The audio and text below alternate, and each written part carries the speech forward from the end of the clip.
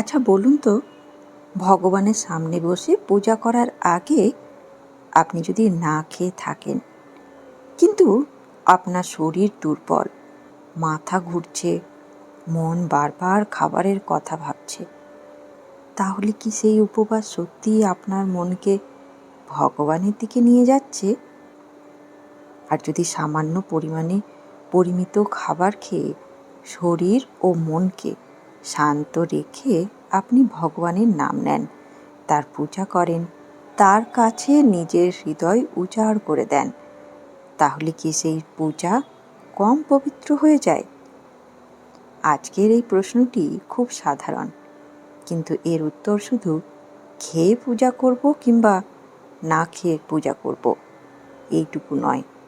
এর মধ্যে লুকিয়ে আছে সাধনার একটি গভীর সত্য।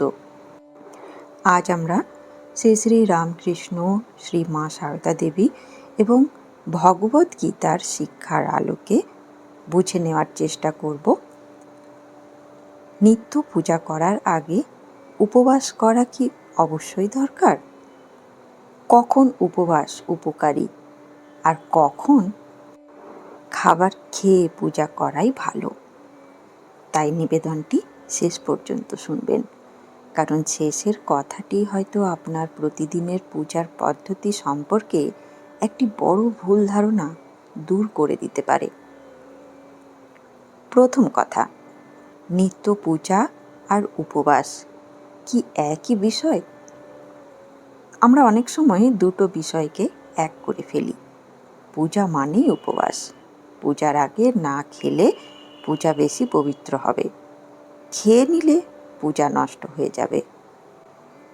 এমন ধারণা অনেকের মনে আছে, কিন্তু আমাদের বুঝতে হবে পূজা এবং উপবাস এক জিনিস নয়। পূজা হলো ঈশ্বরের প্রতি শ্রদ্ধা, ভক্তি, প্রার্থনা, নিবেদন ও স্মরণ। আর উপবাস হলো একটি বিশেষ সাধন পদ্ধতি, যা কোনো নির্দিষ্ট ব্রত, তিথি বা সাধনার সঙ্গে যুক্ত হতে পারে।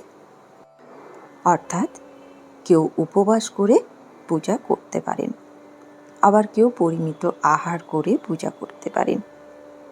দুটির মধ্যেই ভক্তি থাকতে পারে। প্রশ্ন হচ্ছে, আমার শরীর, মন, সাধনার ধরন এবং যে পূজা করছি তার নিয়ম কি বলছে? এই পার্থক্যটি না বুঝলে আমরা কখনো কখনো ভক্তির জায়গায় শুধু নিয়মকে বসিয়ে দিই, আর তখন পূজার আসল উদ্দেশ্যটাই আড়ালে চলে যায়। এবার আসি শ্রী শ্রী রামকৃষ্ণের কাছে, দক্ষিণেশ্বর, সেই পবিত্র পরিবেশ। শ্রী রামকৃষ্ণ তখন ভক্তদের সঙ্গে নানান আধ্যাত্মিক বিষয়ে কথা বলছেন। একদিন কয়েকজন ভক্ত তার কাছে এসেছিলেন, তাদের সঙ্গে পূজার প্রসঙ্গ কথা হয়েছিল। শ্রী শ্রী রামকৃষ্ণদেব তাদের শিব পূজার কথা বলেছিলেন, কিন্তু তারপর তিনি এমন একটি কথা বলেছিলেন যা আজকের বিষয়ের সঙ্গে সরাসরি যুক্ত। তিনি তাদের বলেছিলেন, আর খেয়ে দিয়ে এসো, তা না হলে আমার কষ্ট হয়। একবার ভাবুন, যিনি ঈশ্বর সাধনার জন্য মানুষকে ব্যাকুল হতে শেখাচ্ছেন, যিনি বলছেন ঈশ্বরকে পাওয়ার জন্য মনকে একাগ্র করতে, সেই ঠাকুর রামকৃষ্ণই পূজায় আসা ভক্তদের বলছেন, খেয়ে দিয়ে এসো। কেন জানেন? কারণ তার কাছে ভক্তের শরীরটিও অবহেলার বিষয় ছিল না।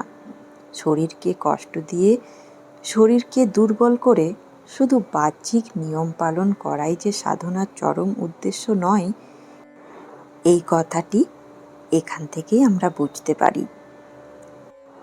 এখানে একটি বিষয় খুব পরিষ্কার করে বলা দরকার। শ্রী রামকৃষ্ণ এই কথাটি কোনো নির্দিষ্ট ব্রতের উপবাস সম্পর্কে বলেননি।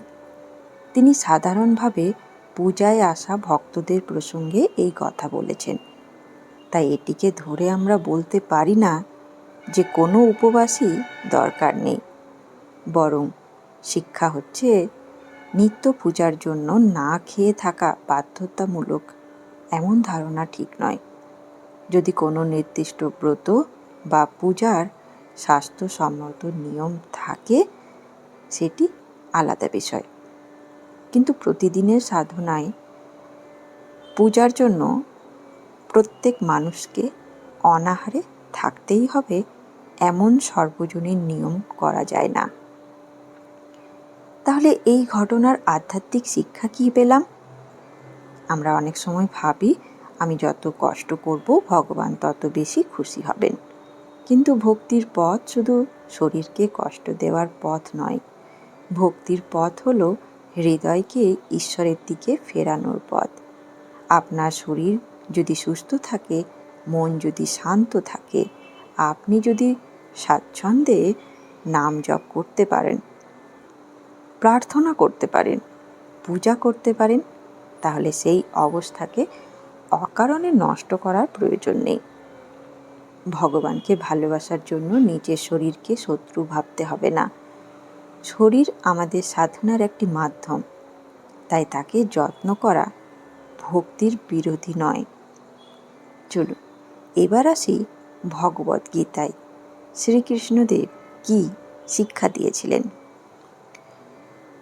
কুরুক্ষেত্রের যুদ্ধে অর্জুনের মন অস্থির। তার সামনে দাঁড়িয়ে শ্রীকৃষ্ণ তাকে যোগের পথ বোঝাচ্ছেন। যোগ মানে শুধু চোখ বন্ধ করে বসে থাকা নয়, যোগের জন্য জীবনযাত্রাতেও সংযম দরকার।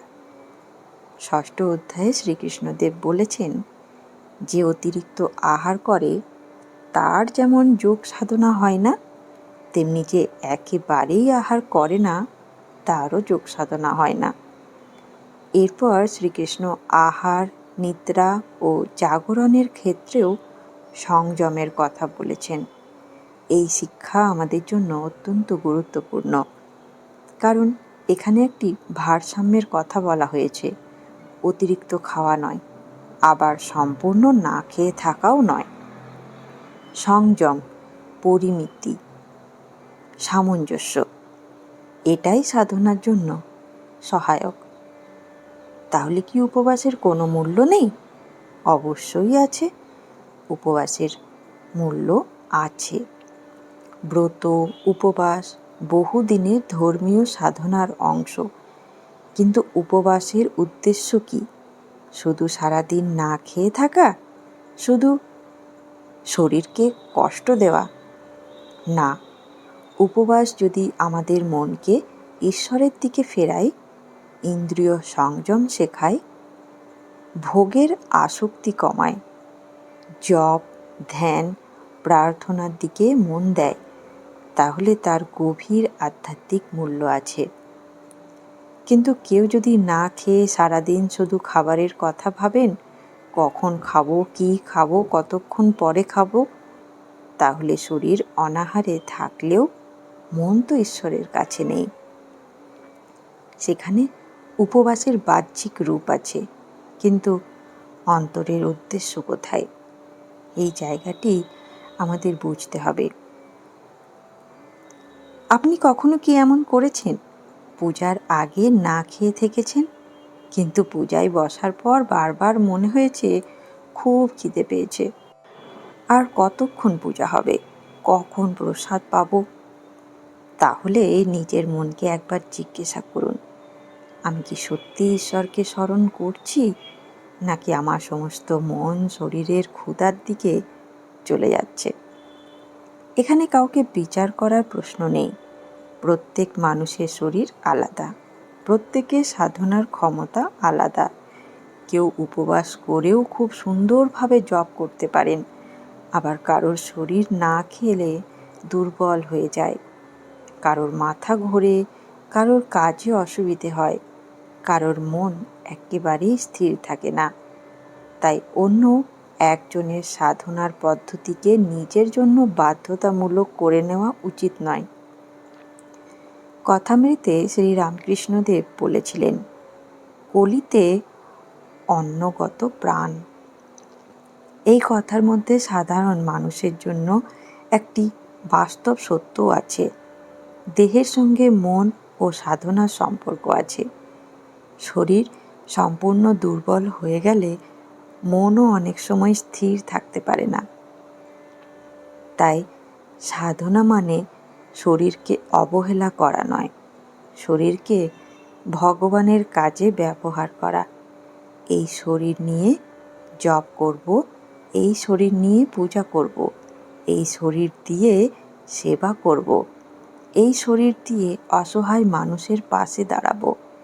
তাহলে শরীরও এক অর্থে ভগবানেরই দেওয়া একটি উপকরণ। এবার আমরা আসি পূজার আসল অর্থ কোথায়। সকালে আপনি ঘুম থেকে উঠলেন, স্নান করলেন, পূজার ঘর পরিষ্কার করলেন, ফুল তুললেন, ধূপ জ্বালালেন, প্রদীপ জ্বালালেন, ঠাকুরের সামনে বসে মন্ত্র পড়লেন। কিন্তু আপনার মন তখন কি করছে? পাশের বাড়িতে কি হচ্ছে, কে কি বলল, আজ বাজারে কি কিনবেন, ছেলের পড়াশোনা, ঘরের কাজ, সংসারের চিন্তা, এই সব যদি মনে চলতে থাকে তাহলে শুধু না খেয়ে থাকার কারণে কি পূজা গভীর হয়ে গেল? অন্যদিকে আপনি সামান্য আহার করেছেন, শরীর সুস্থ, মন অসুস্থ। পূজার ঘরে এসে চোখ বন্ধ করে বললেন, ঠাকুর, আজও তোমার নাম স্মরণ করে দিনটি শুরু করতে দাও। এই একটি বাক্যের মধ্যে যে আন্তরিকতা আছে সেটাই তো ভক্তির প্রাণ। তাই পূজার আগে কি খাবেন? চলুন, এখানে খুব সহজ একটি কথা মনে রাখুন।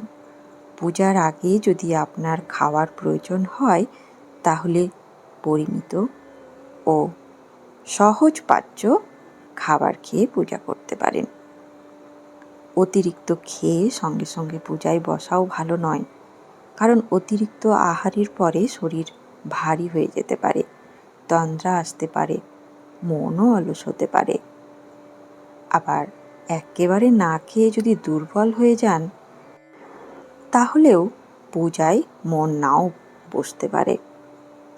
ভগবত গীতার শিক্ষা আমাদের এই সংযমের দিকেই নিয়ে যায়, অর্থাৎ না অতি ভোজন, না অকারণ অনাহার, যতটুকু শরীরের প্রয়োজন ততটুকু, তারপর শান্ত মনে পূজা। আর যদি কেউ উপবাস করে পূজা করতে চান, করতেই পারেন, যদি আপনার শরীর উপবাস সহ্য করতে পারে, যদি সেই উপবাস কোনো নির্দিষ্ট ব্রত বা সাধনার অংশ হয়, যদি উপবাস আপনার মনকে ঈশ্বরের দিকে নিয়ে যায়, তাহলে ভক্তি ভরে উপবাস করতে পারেন। কিন্তু মনে রাখবেন, উপবাস যেন অহংকার না হয়ে যায়। আমি সারাদিন কিছু খাইনি, আমি এত কষ্ট করছি, আমি অন্যদের থেকে বেশি নিয়ম পালন করি, এই ভাব যদি মনে আসে তাহলে সাধনার ভেতরেই অহংকার ঢুকে পড়তে পারে।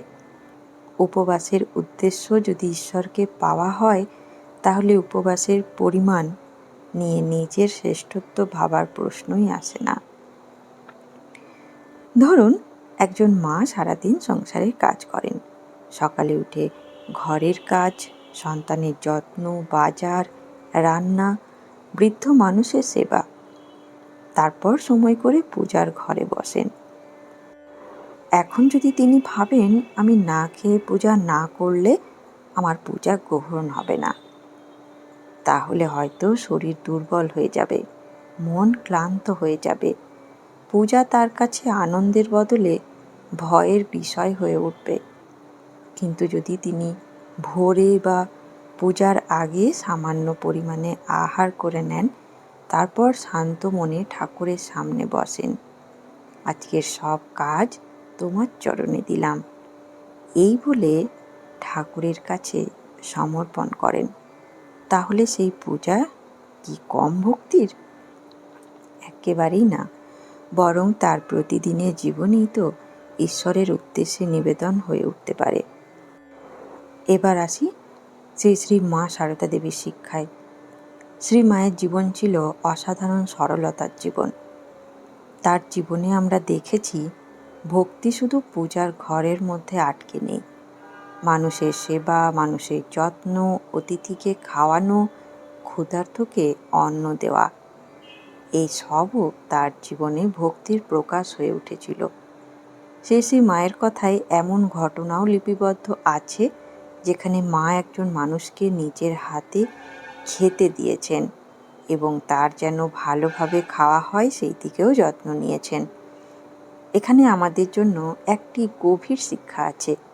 আমরা ভগবানের সামনে অন্ন নিবেদন করি, তারপর সেই অন্ন প্রসাদ হয়ে যায়। তাহলে অন্নকে শুধু তুচ্ছ করে দেখব কিভাবে? অন্নের প্রতি কৃতজ্ঞতা থাকবে, পরিমিত আহার থাকবে, অপচয় করব না। আর যে মানুষটি ক্ষুধার্ত তার মধ্যে ঈশ্বরের উপস্থিতি অনুভব করার চেষ্টা করব। চলুন এবার আমরা জানব নিত্য পূজার জন্য একটি সহজ নিয়ম। প্রথমত, নিত্য পূজার আগে উপবাস করতেই হবে এমন সর্বজনীন নিয়ম নেই। দ্বিতীয়ত, কোনো বিশেষ ব্রত, তিথি বা পূজার নির্দিষ্ট বিধান থাকলে সেই বিধান আলাদা বিষয়। তৃতীয়, শরীরের প্রয়োজন থাকলে পরিমিত আহার করে পূজা করা যায়। চতুর্থ, অতিরিক্ত আহার করে সঙ্গে সঙ্গে পূজায় বসা উচিত নয়। পঞ্চম, উপবাস করলে তার উদ্দেশ্য হওয়া উচিত মনকে সংযত করা, শুধু শরীরকে কষ্ট দেওয়া নয়। ষষ্ঠত, পূজার সময় মন যেন ঈশ্বরের দিকে থাকে, এটাই সবচেয়ে গুরুত্বপূর্ণ। আরেকটি কথা বিশেষভাবে মনে রাখবেন, যাদের শরীরের বিশেষ অসুবিধে আছে, যারা নিয়মিত ওষুধ খান, গর্ভবতী, বয়স্ক, শিশু অথবা যাদের উপবাস করলে শারীরিক সমস্যা হতে পারে, তাদের শুধু ধর্মীয় ভয় থেকে অনাহারে থাকা উচিত নয়। ধর্ম কখনো অকারণ ভয়ের বিষয় হওয়া উচিত নয়। নিজের শরীরের প্রয়োজন বুঝতে হবে, প্রয়োজন হলে চিকিৎসকের পরামর্শ নিতে হবে, কারণ ঈশ্বরের কাছে যাওয়ার জন্য নিজের শরীরকে বিপদে ফেলা ভক্তির অপরিহার্য শর্ত নয়। আপনার কি মনে হচ্ছে, তাহলে আজ থেকে আমি খেয়েই পুজো করব? শুধু এই সিদ্ধান্তই নেবেন না, বরং নিজেকে জিজ্ঞাসা করুন, আমার জন্য কোন অবস্থায় মন বেশি শান্ত হয়, খালি পেটে নাকি সামান্য আহারের পরে? কোন অবস্থায় আমি বেশি মন দিয়ে নাম জপ করতে পারি? কোন অবস্থায় আমার শরীর সুস্থ থাকে? যে অবস্থায় আপনার শরীর সুস্থ, মন শান্ত এবং ঈশ্বর স্মরণ গভীর হয়, সেই পথেই চলুন। আর যদি কোনো নির্দিষ্ট ব্রত পালন করেন, তাহলে সেই ব্রতের যথাযথ বিধি জেনে পালন করুন। এবার আসি সবচেয়ে গভীর কথাটিতে। আমরা অনেক সময় ভাবি, আমি কতক্ষণ পূজা করলাম, কতগুলো মন্ত্র পড়লাম, কতদিন উপবাস করলাম, কত নিয়ম পালন করলাম। কিন্তু ঈশ্বরের পথে আরও একটি প্রশ্ন আছে, আমি কতটা মন দিয়ে তাকে ডাকলাম? পূজার থালায় অনেক ফুল থাকতে পারে, কিন্তু হৃদয়ে কি ভক্তির ফুল ফুটেছে? প্রদীপের আলো জ্বলতে পারে, কিন্তু আমার অন্তরের অন্ধকার কি একটু কমেছে? ধূপের গন্ধ ছড়াতে পারে, কিন্তু আমার মন থেকে কি অহংকারের গন্ধ একটু কমেছে? আমি ঘণ্টা বাজাতে পারি, কিন্তু আমার অন্তর কি সত্যিই ঈশ্বরের নাম শুনছে? এই প্রশ্নগুলোই হয়তো নিত্য পূজার আসল পরীক্ষা। তাই বন্ধুগণ, নিত্য পূজা করার জন্য সকলের উপবাস করা আবশ্যক নয়। শ্রী রামকৃষ্ণদেব নিজে পূজায় আসা ভক্তবধূদের খেয়ে দিয়ে আসতে বলেছিলেন। ভগবত গীতাতেও অতিরিক্ত আহার এবং সম্পূর্ণ অনাহার দুইটিরই পরিবর্তে সংযমের শিক্ষা দেয়। তাই আপনার নিত্য পূজার ক্ষেত্রে শরীরের প্রয়োজন বুঝুন, পরিমিত আহার করুন, অতিরিক্ত ভোজন এড়িয়ে চলুন। মনকে শান্ত করুন, তারপর ভক্তি ভরে পূজায় বসুন। আর কোনো নির্দিষ্ট ব্রত বা তিথি উপবাস পালন করলে তার স্বাস্থ্যসম্মত নিয়ম যথাযথভাবে জেনে পালন করুন। কারণ ভগবানকে পাওয়ার পথ শুধু খালি পেটের পথ নয়। ভগবানকে পাওয়ার পথ হলো শুদ্ধ হৃদয়ের পথ। একদিন হয়তো আমাদের জীবনের সমস্ত বাহ্যিক আয়োজন শেষ হয়ে যাবে, পূজার ফুল শুকিয়ে যাবে, ধূপের ধোঁয়া মিলিয়ে যাবে, প্রদীপের শিখা নিভে যাবে, কিন্তু পূজার পরে আমাদের হৃদয় যদি একটু কোমল হয়, আমাদের কথা যদি একটু মিষ্টি হয়, আমাদের রাগ যদি একটু কমে, আমাদের অহংকার যদি একটু নরম হয়, কোনো ক্ষুধার্ত মানুষকে যদি আমরা একটু অন্ন দিতে পারি, কোনো দুঃখী মানুষকে যদি একটু সান্ত্বনা দিতে পারি, তাহলেই তো পূজার আলো আমাদের জীবনে পৌঁছচ্ছে। মনে রাখবেন, ঠাকুরের সামনে বসার আগে পেট কতটা খালি ছিল, আর তার চেয়েও বড় কথা, ঠাকুরের সামনে বসার সময় হৃদয়টা কতটা ভক্তিতে পূর্ণ ছিল। উপবাস করুন যদি তা আপনাকে ঈশ্বরের কাছে নিয়ে যায়। আহার করুন যদি তা আপনাকে সুস্থ রেখে ঈশ্বর স্মরণে সাহায্য করে। কিন্তু কোনো পথকেই অহংকারের কারণ করবেন না, কারণ শেষ পর্যন্ত ভগবান আমাদের বাহ্যিক কষ্টের হিসেব নেন কি না আমরা জানি না, কিন্তু ভক্ত হৃদয়ের একটি আন্তরিক ডাক যে তার কাছে মূল্যবান, এই বিশ্বাস নিয়েই তো সাধকের পথ চলা। তাই আগামীকাল পূজার ঘরে যখন বসবেন, তখন নিজের মনকে একটি কথা বলবেন, হে ঠাকুর, আজ আমি কি খেয়ে এসেছি, কতক্ষণ উপবাস করেছি, সেই হিসেব তোমার কাছে নয়। আজ আমার মনটা তোমার চরণে দিতে পেরেছি কি না, শুধু সেটুকুই তুমি দেখো। আর হয়তো সেই মুহূর্তেই পূজার আসল অর্থ আপনাদের কাছে একটু একটু করে প্রকাশ পাবে। ভিডিওটি শেষ করার আগে একটি প্রশ্ন, আপনার জীবনে এমন কোনো দিন কি এসেছে যেদিন আপনি বুঝেছেন ভগবানকে পাওয়ার জন্য বাহ্যিক নিয়মের চেয়েও অন্তরের ভক্তি বেশি প্রয়োজন? আপনার মন্তব্য কমেন্টে অবশ্যই জানাবেন। আমি অপেক্ষায় থাকব। ধন্যবাদ, ভালো থাকবেন। জয় ঠাকুর, জয় মা, জয় স্বামীজি।